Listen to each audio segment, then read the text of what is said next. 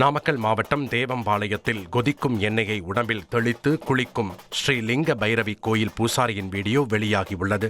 மாசி மாத திருவிழாவை ஒட்டி கோயில் பூசாரி யோகேஸ்வரன் கொதிக்கும் எண்ணெயை வேப்பிலையால் எடுத்து உடம்பில் தெளித்து குளிக்கும் வினோத நிகழ்ச்சி நடைபெற்றது. இந்த பூஜையில் ஏராளமான பக்தர்கள் பங்கேற்று தரிசனம் செய்தனர்.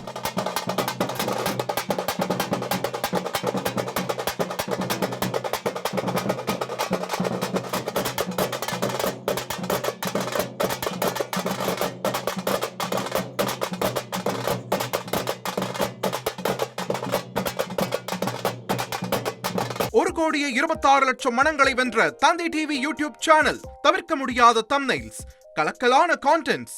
நீங்களும் இந்த குடும்பத்தில் இணைய இப்பவே சப்ஸ்கிரைப் பண்ணுங்க. அசுரபலம் கொண்ட எங்கள் டிஜிட்டல் கரங்களில் உங்கள் விளம்பரங்களை சேர்க்க வாட்ஸ்அப் பண்ணுங்க. 893988883778.